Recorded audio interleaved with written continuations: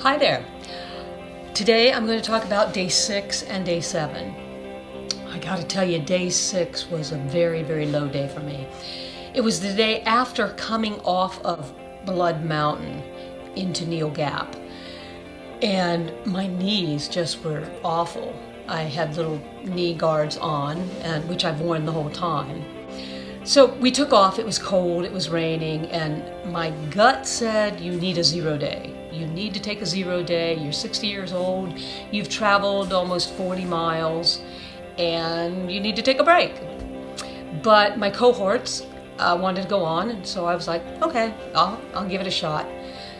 But everything in me was like, no. If somebody would have handed me a plane ticket, I think I would have jumped on the plane right then and gone home. But the good thing is I stuck it out. The weather got so much better.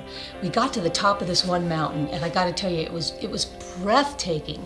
In the distance, you could see this little shimmery spot, and I'm talking 100 miles away, a shimmery spot with this little hump in the back.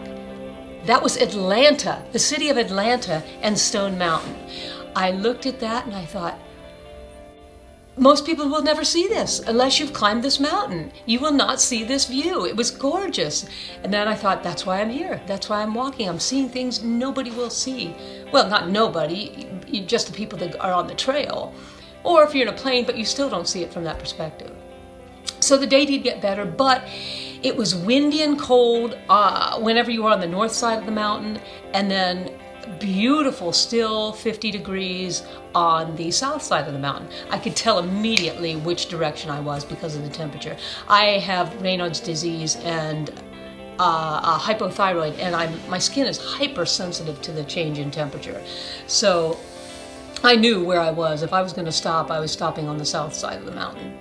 So that day got better, and it was gorgeous. We hiked all the way to Whitley Gap.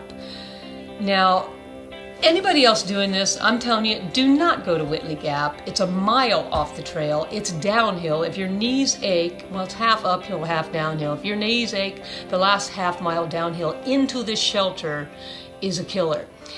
Now, the shelter, I think, sits on the north side of the mountain, and it was directly in the wind.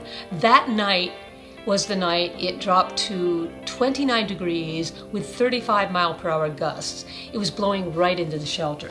I made it through the night, but I was a little cold, so I wasn't happy. I got up the next morning, and I just wanted to take off. I waited around, everybody had their coffee, and I'm like, let's go. I'm a morning person, and I like to just get up, go. So we finally took off, and then the day was a pretty mild day, and we traveled on to, I think it was Low Gap, and that was day 7. Uneventful day, just up and down the mountains, and pulled into Low Gap, nice dinner, and to bed. So here you are. Here we are on the top of, where are we? Nobody knows. It's a reprieve in the 20-30 mile an hour winds, and we found the best rock in the world where you can lean your packs on and feel like they're not there. Say hello, Donna and Richard. Hey. Hello. No, I said say hello, Donna and Richard. Hello, Donna and Richard. There you go. Hello. We're on the top of some mountain. We have not a clue, but we're just trucking on.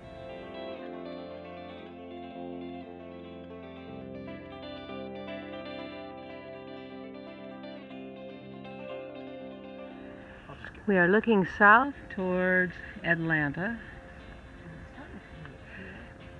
There's a little twig there that is pointing almost exactly to a white spot, and that is Atlanta. Right behind that, there's a little hump, and that is Stone Mountain. Don't even bother right now.